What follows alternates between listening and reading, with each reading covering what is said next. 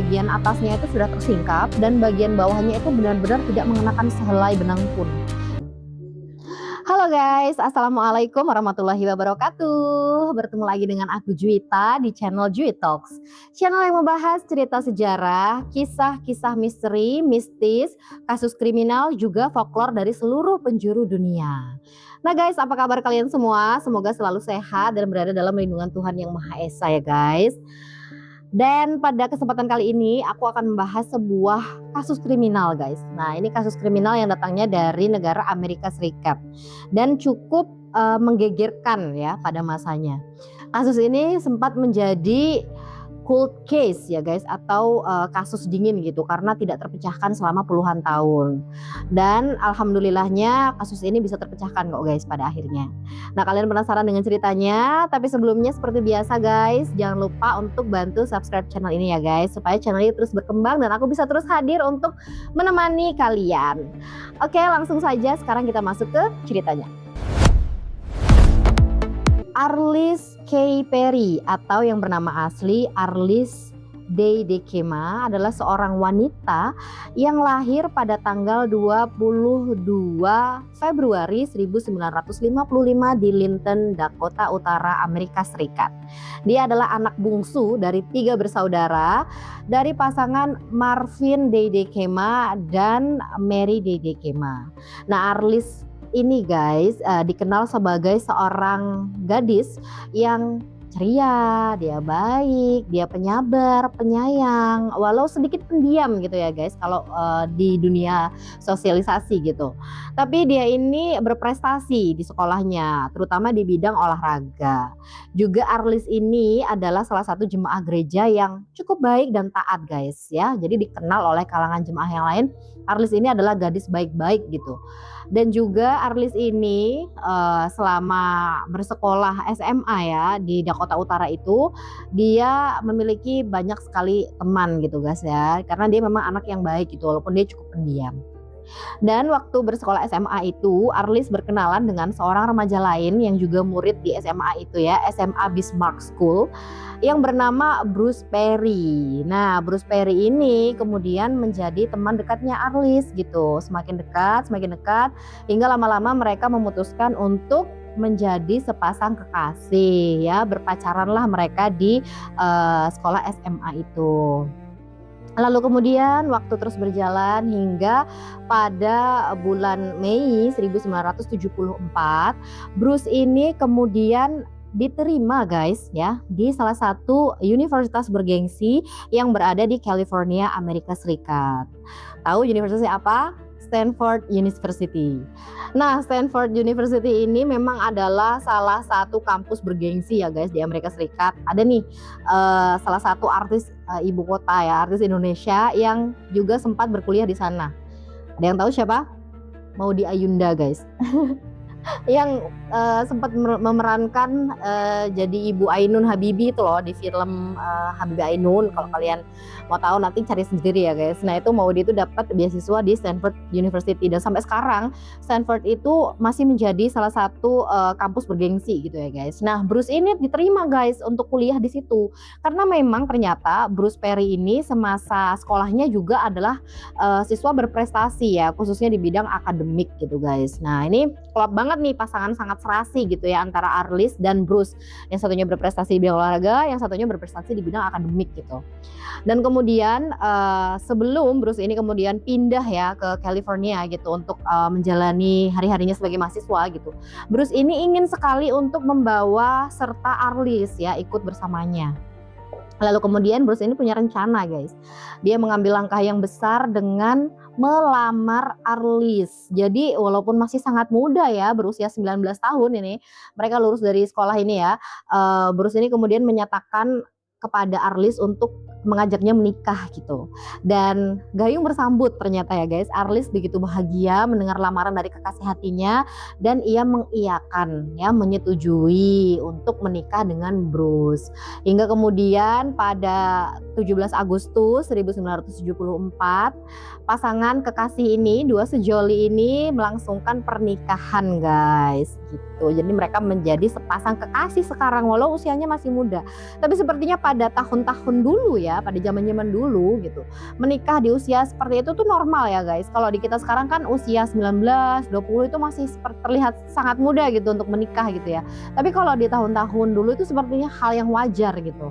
Nah, kemudian pasangan ini setelah melangsungkan pernikahan langsung pindah ke California guys, karena memang Bruce ini harus menjalani hari-harinya menjadi mahasiswa baru ya kan di Stanford University.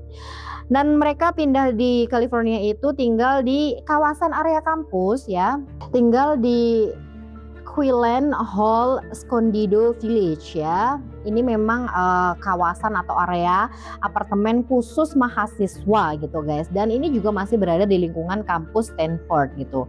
Nah, memang sengaja dibawalah ke situ istrinya oleh Bruce agar lebih mudah gitu ya Bruce untuk pulang pergi dari kampusnya gitu guys. Lalu kemudian hari-hari terus berjalan ya, Arlis ini menjadi istri dan ibu rumah tangga gitu ya guys. Dia membereskan rumah gitu ya sehari-hari, melayani suaminya gitu. Tapi Arlis ini sempat merasakan culture shock gitu ketika setelah dia pindah ke California ini, karena memang dia lebih banyak menghabiskan waktunya sendirian di rumah gitu kan. Suaminya kan harus berkuliah ya, memakan banyak waktu di luar gitu suaminya, sedangkan Arlis ya di rumah aja, dia nggak punya kegiatan lain di luar gitu. Akhirnya ya Arlis ini kadang-kadang merasa kesepian, merasa bosan gitu ya guys. Dan Arlis ini karena memang dia adalah orang yang taat beribadah gitu ya, sesekali dia keluar rumah untuk pergi ke gereja yang ada di dalam kampus Stanford. Namanya itu Memorial Church atau gereja memorial gitu. Nah ini sudah biasalah Arlis pergi ke situ gitu ya guys. Akhirnya setelah beberapa waktu Arlis ini kemudian pindah ke California, dia diterima guys untuk bekerja ya menjadi salah satu resepsionis di sebuah firma hukum yang berada di sana di California itu ya. Akhirnya di sini hari-hari Arlis tidak lagi membosankan karena dia punya pekerjaan baru gitu di luar rumah gitu guys. Akhirnya ya Arlis sehari-hari menjalani harinya untuk ya menjadi istri di rumah, juga keluar untuk bekerja gitu guys. Juga masih sering mengunjungi gereja memorial ini untuk berdoa dan menenangkan diri gitulah ya istilahnya. Lalu kemudian setelah 2 bulan pernikahan ya, pasangan sejoli ini ternyata mengalami badai rumah tangga guys. Biasalah ya namanya pasutri gitu ya, pasti ada aja gitu ya pertengkaran-pertengkaran yang terjadi gitu. Dan waktu itu tanggal 12 Oktober 1974, jadi memang 2 bulan pernikahan ini ya, Arlis dan Bruce ini bertengkar hebat gitu, terlibat percekcokan gitu. Entah apa percekcokannya tidak dijelaskan di artikel-artikel yang beredar ya guys, tapi memang percekcokan itu membuat Arlis ini perlu untuk menarik diri atau mengambil waktu sejenak untuk menenangkan diri gitu. Hingga akhirnya kemudian Arlis ini berkata pada Bruce, udah deh, ini nggak ada habisnya kalau kita bertengkar kayak gini gitu. Aku mau pergi aja, aku mau pergi ke gereja memorial, aku mau menenangkan diri, aku mau berdoa sama Tuhan, biar aku tuh dingin gitu hatiku, katanya dia ke Bruce gitu kan.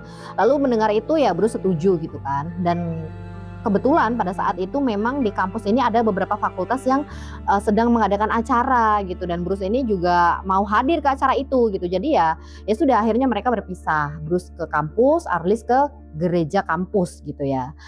Lalu kemudian waktu terus berjalan hingga sudah masuk tengah malam guys di tanggal 12 Oktober itu. Bruce pulang ke apartemen dan sayangnya setelah dia masuk dia tidak menemukan istrinya di dalam apartemen. Nah, Bruce kan mikir, waduh Arlis kemana nih, kok belum pulang gitu. Udah jam segini masa dia berjam-jam gitu kan di gereja, nggak cukup gitu. Nah karena Bruce ini khawatir ya terjadi apa-apa pada istrinya, atau mungkin si Arlis ini ketiduran gitu di dalam gereja. Ya udah akhirnya Bruce ini menelpon pihak kepolisian gitu untuk meminta bantuan mengecek istrinya di dalam gereja memorial yang berada di area kampus Stanford itu. Apakah kira-kira Arlis ini ketiduran gitu di dalam gereja? Nah, di artikel-artikel yang beredar aku juga tidak bisa menemukan ya guys alasannya itu kenapa Bruce ini kok minta tolong ke polisi gitu, kok dia nggak pergi sendiri gitu ke gereja itu untuk mencari istrinya gitu ya. Tapi memang dengan cepat polisi menanggapi laporan itu dan segera pergi ke gereja untuk mengecek situasi gitu ya. Dan sesampainya polisi datang di gereja itu, mereka menyisir lokasi dan tidak menemukan Arlis memang di area gereja. di area luar tapi ya guys, karena memang bangunan gereja ini sudah terkunci rapat gitu. Semua pintu tuh dikunci rapat dan pihak polisi ini tidak bisa masuk begitu saja gitu kan.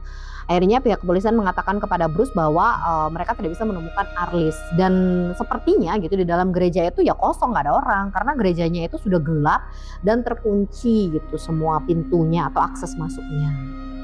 Nah kemudian waktu terus berjalan hingga jam 5.45 pagi ya, sudah masuk di tanggal 13 Oktober 1974, seorang penjaga kampus atau satpam yang bernama Stephen Black ini sedang melakukan patroli guys ya, sedang melakukan patroli di area kampus hingga dia kemudian memasuki area gereja memorial itu. Dan karena dia adalah penjaga kampus ya, dia ada akses gitu guys, dia punya kunci nih, kunci gereja gitu. Dan Steve ini membuka gereja, memang dia ingin mengecek isi di dalam gereja gitu kan. Dan betapa kagetnya Steve Blake ini ketika dia menemukan ada sesosok wanita yang tergeletak di tengah-tengah area gereja guys, di tengah-tengah bangunan gereja gitu. Bahkan wanita ini berada dalam posisi yang cukup mengenaskan gitu ya, karena terlihat ada cairan merah di sekitar tubuhnya, juga tubuhnya ini sudah tidak berpakaian lengkap. Jadi wanita ini bagian atasnya itu sudah tersingkap dan bagian bawahnya itu benar-benar tidak mengenakan sehelai benang pun. Ya, terlihat ada celananya. Wanita ini memang yang sudah terlepas gitu. Nah, melihat ini ya, menemukan hal semengerikan ini, Stephen langsung menelpon pihak kepolisian gitu ya dan melaporkan temuannya guys. Mendengar laporan dari Stephen, tentu saja pihak kepolisian segera bergegas menuju ke lokasi. Sesampainya di sana memang benar pihak kepolisian menemukan wanita, sesosok wanita yang sudah tergeletak gitu ya dengan kondisi mengenaskan gitu guys. Dan juga nahasnya ya, sayangnya wanita ini memang sudah tidak bernyawa guys. Jadi memang itu sudah menjadi jasad gitu. Dan juga pihak forensik gitu ya, tim forensik yang memeriksa TKP menemukan bahwa ada apa ya, kalau di artikel itu semacam pemecah es gitu, pemecah balok es. Jadi bentuknya seperti palu tapi dia tuh lancip gitu guys, yang memang mohon maaf tertancap di bagian kepala korban gitu. Jadi ya itu mungkin darah itu mengalir dari situ. Dan polisi juga menyimpulkan ya kematian korban itu ya karena hantaman benda tajam itu guys di kepalanya gitu, yang itu fatal ya, menyebabkan otaknya terganggu dan kehabisan darah gitu, akhirnya meninggal dunia seperti itu.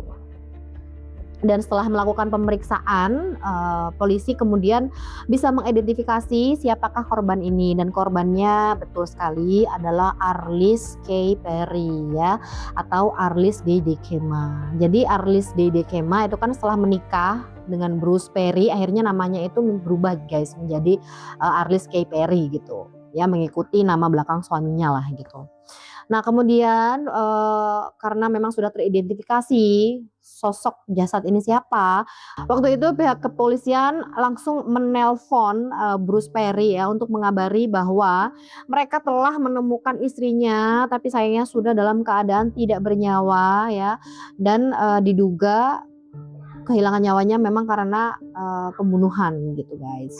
Ya mendengar itu tentu saja Bruce ini terkejut bukan main gitu ya, karena ya mereka menikah baru 2 bulan dan sebelumnya mereka sempat bertengkar hebat gitu, mungkin belum sempat maaf-maafan gitu ya guys, tapi sudah terdengar kabar yang sangat menyayat hati gitu, bahkan mungkin meremukkan hatinya seketika gitu, dimana istrinya ditemukan gitu setelah beberapa jam hilang gitu, tapi ditemukannya sudah dalam keadaan tidak bernyawa guys. Jadi Bruce di situ sangat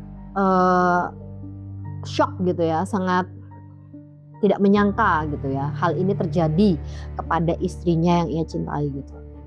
Dan juga selain ditelepon, ada beberapa polisi yang kemudian pergi langsung ke apartemennya Bruce gitu ya, untuk memeriksa apartemennya Bruce, karena bagaimanapun juga ketika ditemukan seseorang yang meninggal gitu ya guys, orang-orang yang pertama dicurigai oleh pihak kepolisian tentu saja orang-orang terdekat dari korban gitu.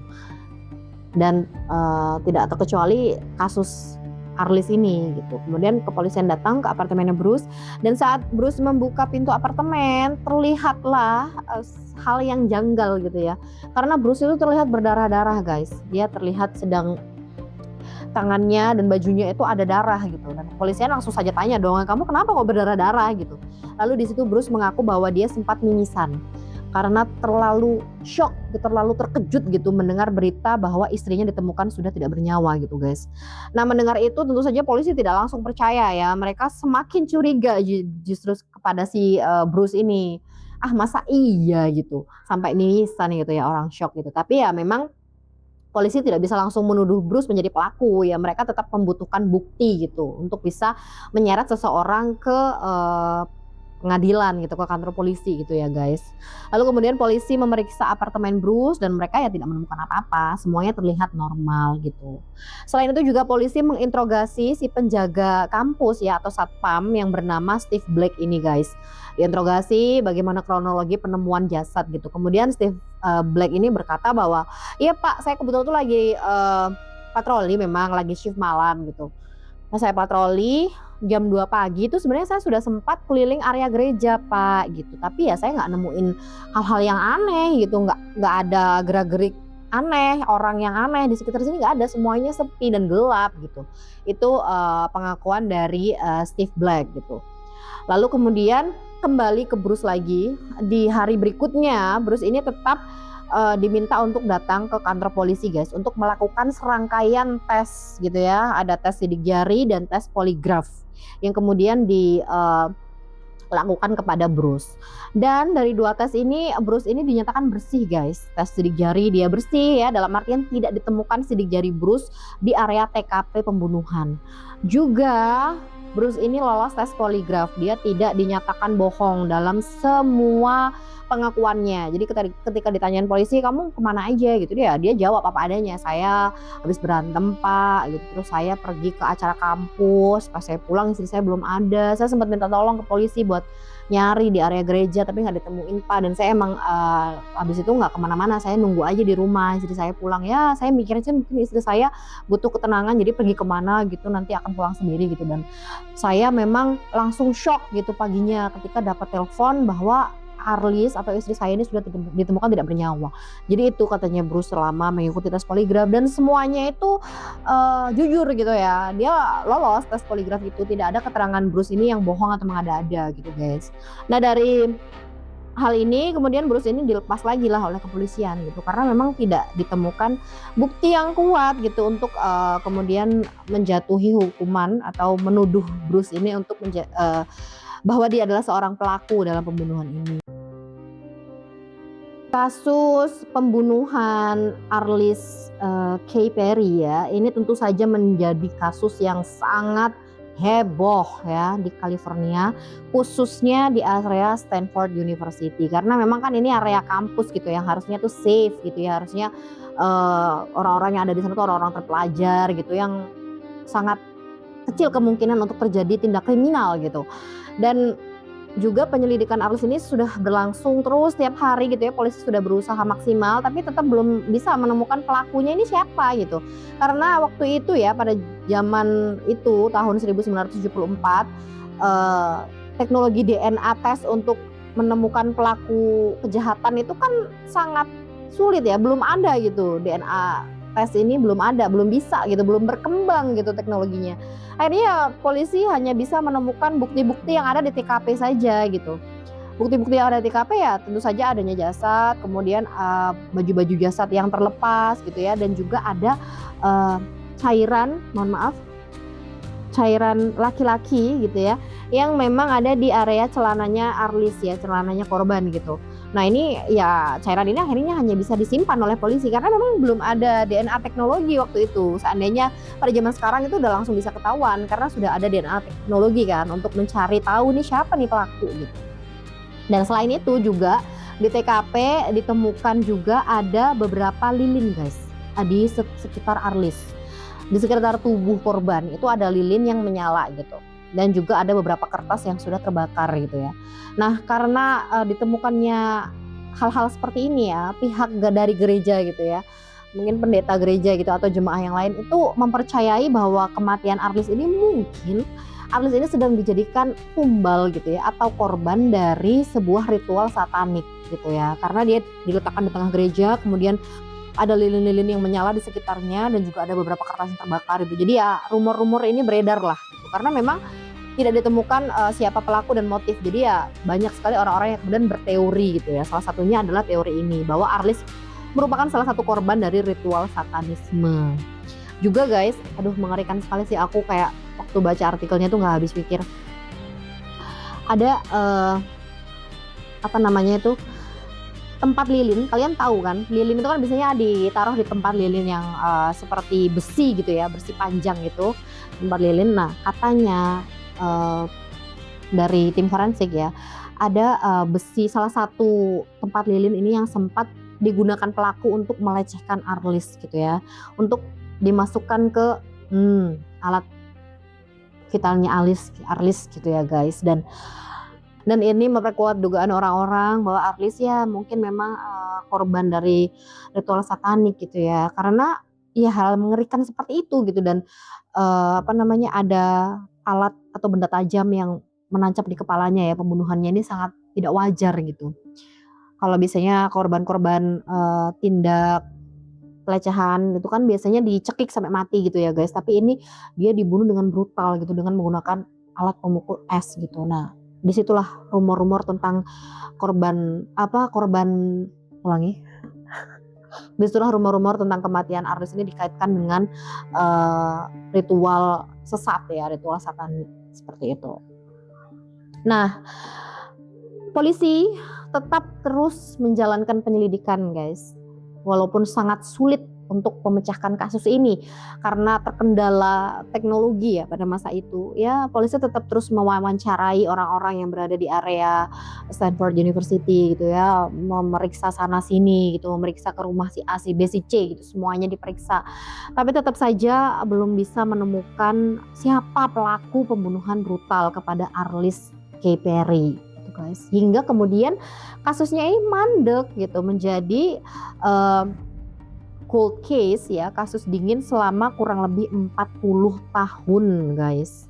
Ini lama sekali gitu ya. Ini kasihan banget sih keluarganya Arlis, belum bisa menemukan keadilan gitu. Dan ya almarhumah juga belum bisa mendapatkan keadilan gitu, karena memang sulit sekali untuk mencari pelaku. Sampai pada 2016 ya, di mana DNA tes, teknologi DNA untuk menemukan pelaku kriminal itu sudah berkembang gitu ya. Polisi kembali membuka kasus Arlis K. Perry ini guys, dan penyelidikan kembali dilakukan.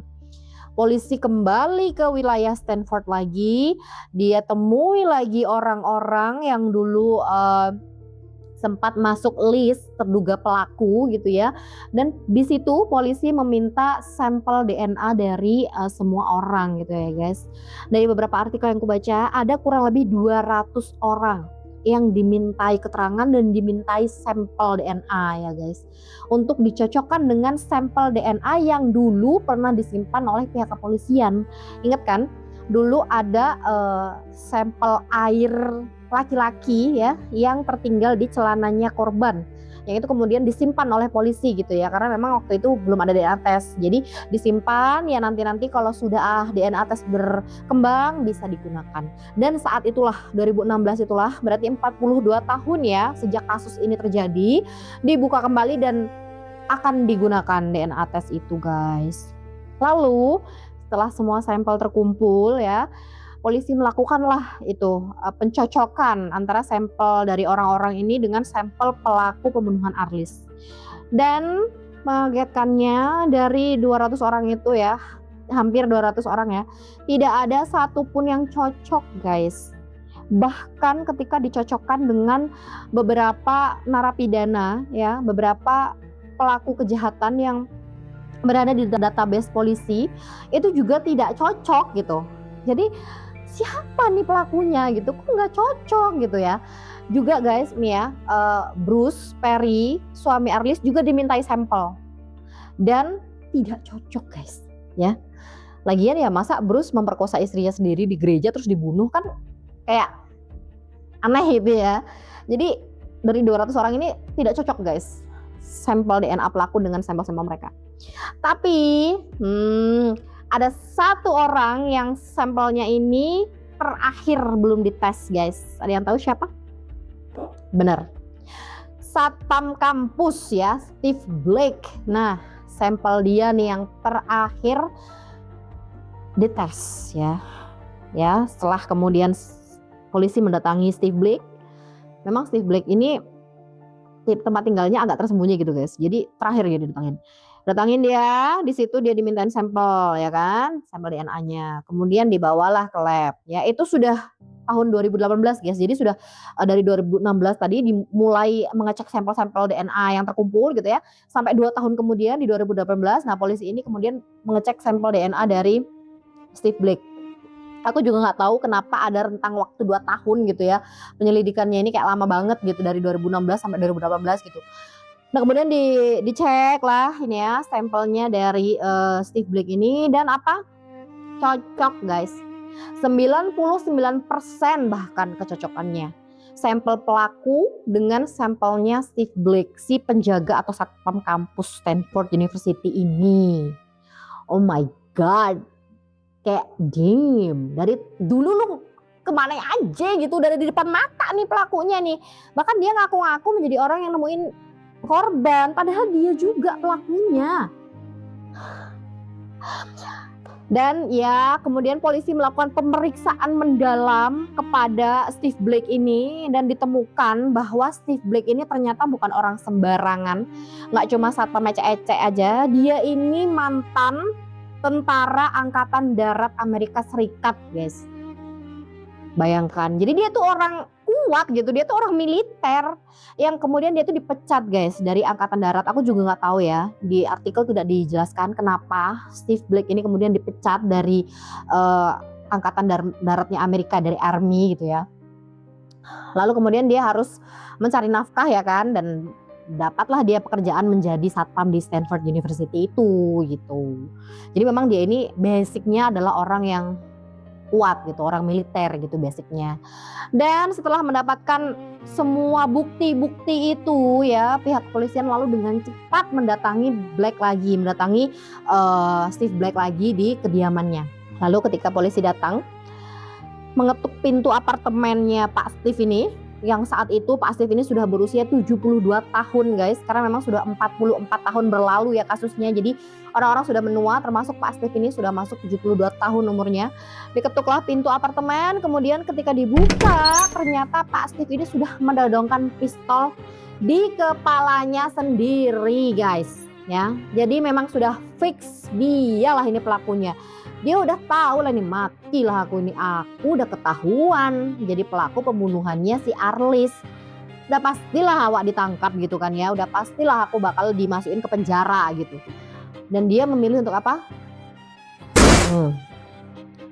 Waktu itu polisi sudah mencoba untuk membujuk ya, kayak Pak tunggu pak gitu kan, kita bicara dulu gitu ya. Polisi sudah mulai mundur, mereka mengatur jarak ya, takutnya nanti malah polisi gitu yang didor gitu kan. Mundur mencoba membujuk gitu ya, tapi ya Steve ini dia tidak bergeming gitu, dia tetap melakukan penghabisan diri sendiri. Dia mendor kelapanya sendiri guys, dan seketika juga dia tewas di rumahnya sendiri gitu ya waktu itu. Ya, dan disinilah ya lagi-lagi sudah ditemukan pelakunya, tapi tetap tidak bisa diadili karena memang pelakunya sudah bundir gitu guys ya. Di sini ya polisi sudah tidak bisa berbuat apa-apa lagi gitu. Ya kasihan itu adalah keluarganya Arlis ya tentu saja, karena ya mereka selama bertahun-tahun ya berpuluh-puluh tahun tidak menemukan keadilan. Dan ketika pelakunya ini sudah diketahui siapa gitu, malah pelakunya ini menghilangkan nyawa sendiri, jadi ya tidak bisa diadili gitu. Ibaratnya keluarga mau mencaci maki pelakunya udah nggak bisa gitu ya, ini nyesek banget gitu ya kan gitu. Jadi ya sudah, akhirnya kasusnya Arlis K. Perry ini ditutup gitu, karena ya mau gimana lagi, sudah tidak ada yang bisa diadili karena pelakunya sudah meninggal dunia. Dan ya sedih sekali ya, suami dari Arlis ya, yaitu Bruce Perry, dia mengatakan kepada wartawan ya saat sudah diketahui pelaku pembunuhan istrinya ini siapa gitu, dia berkata bahwa dia kecewa gitu ya, kenapa si pelaku ini nggak ditangkap dari dulu gitu, dia bisa bebas hidup nyaman gitu ya tanpa penyesalan gitu. berkeliaran di mana-mana gitu tanpa hukuman gitu selama 44 tahun. Jadi di sini Bruce itu sangat menyayangkan gitu ya. Bahkan Bruce juga sedih sekali karena dulu dia sempat menjadi terduga kuat pelaku pembunuhan terhadap istrinya sendiri ya. Bruce tentu saja dia menjadi omongan gitu di masyarakat. Kayaknya suaminya sendiri deh yang bunuh gitu. Jadi ya nggak sedikit orang-orang yang menuduh Bruce gitu. Padahal ya dia nggak melakukan itu. Terus Bruce juga terakhir kali bertemu dengan Arliss ini tidak menciptakan kenangan indah, malah mereka lagi bertengkar hebat gitu ya, mungkin belum sempat maaf-maafan. Dan kepada wartawan Bruce ini mengatakan bahwa saya ini selalu memikirkan Arliss gitu. Bahkan selama 44 tahun, selama 16.000 hari gitu saya terus memikirkan istri saya gitu. Saya terus mencari-cari siapa pelaku di balik kematian istri saya gitu. Istri saya tuh harus mendapatkan keadilan gitu. Ucapnya Bruce ke wartawan gitu. Selain Bruce juga ada keluarganya Arliss ya, mama papanya, adik-adiknya, kakak-kakaknya itu juga merasa sangat kecewa gitu guys. Merasa ya mungkin ada lega lah karena mereka tahu gitu kan siapa pelaku pembunuhan keluarga mereka gitu ya, putri mereka, kakak adik mereka gitu. Cuman ya gimana lagi, pelakunya sudah menghilangkan nyawa sendiri ya tidak bisa diadili gitu ya. Mereka harus berusaha untuk ikhlas gitu ya guys. Nah guys, itu dia kasus kriminal ya tentang pembunuhan seorang wanita muda ya di area Stanford University, yaitu Arliss K. Perry. Dan misteri tentang siapa pelakunya, motifnya apa juga tidak diketahui karena sebelum diinterogasi juga pelakunya sudah menghilangkan nyawa sendiri guys. Jadi memang semua ini masih menjadi tanda tanya gitu ya. Tapi paling tidak pelakunya sudah ditemukan siapa gitu ya guys. Nah, ini mengajarkan kepada kita untuk selalu berhati-hati dimanapun kita berada. Walaupun mungkin di lingkungan itu kita kenal sebagai lingkungan yang aman gitu ya guys. Ah nggak ada apa-apalah, ini aman ya area kampus gitu kan, siapa yang mau jahat ya. Tapi ya tetap ya, apalagi kita wanita, usahakan kita kemana-mana itu ada teman gitu. Jangan sendirian kali lah gitu ya. Apalagi malam-malam, ya Allah. Takut guys. Kriminal itu ada di mana-mana, kita nggak tahu isi kepala orang. Bisa jadi kita orang baik tapi orang lain yang jahat gitu ya, random gitu, membun-bun orang, memperkaos orang semena-mena sama dia, orang jahat ya, mau gimana gitu. Nah jadi kita harus berhati-hati dimanapun kita berada. Juga kalau bisa nih ya, kita tuh selalu maaf-maafan lah gitu ya ketika kita berantem dengan siapapun gitu ya. Entah itu pasangan kita, entah itu saudara kita, mama bapak kita gitu ya, atau teman-teman kita. Kita setelah berantem itu usahakan sebelum berpisah itu maaf-maafan gitu. Maaf ya gitu kan. Takutnya nanti nggak ketemu lagi. Kayak ceritanya si Bruce ini, nyesal dia seumur hidup gitu ya, sampai tua dia nyesal. Dia belum sempat loh berbaikan dengan istrinya. Istrinya malah pergi dengan kondisi, dengan kepergian yang sangat mengenaskan seperti itu gitu kan. Nah ini sakitnya dibawa sampai mati guys, seumur hidup gitu sakit hatinya ini ya. Penyesalannya ini pasti seumur hidup. Jadi usahakan kita selalu berbuat baik ya guys, terutama kepada orang-orang terdekat kita. Nah itu guys kasus kriminal untuk video kali ini ya. Semoga kita bisa mengambil ibroh ya dari kasus ini gitu ya. Apapun itu, sekali hidup di dunia ya jadi orang baik ya. Jangan sampai kita mengambil hak-hak orang lain, apalagi nyawa orang lain. Alhamdulillah ya guys. Dan terima kasih buat semuanya yang sudah stay menonton video ini sampai selesai. Jangan lupa untuk di subscribe ya guys. Di subscribe gitu supaya aku bisa terus datang nih membawakan berita yang menarik gitu ya, info-info yang menambah pengetahuan gitu ya guys, dan cerita-cerita menegangkan gitu untuk menemani hari-hari kalian. Juga terima kasih kepada semua yang sudah mensubscribe channelku ya, dan jangan lupa untuk share video ini kepada semua teman-teman kalian lah, keluarga kalian semuanya gitu ya, supaya mereka juga bisa tahu gitu ya guys kalau ada kasus-kasus atau berita-berita seperti ini loh di dunia gitu. Dan kalau kalian suka boleh banget like ya videonya, juga tinggalkan komentar di kolom komen guys. Sekian dariku, wassalamualaikum warahmatullahi wabarakatuh, bye bye.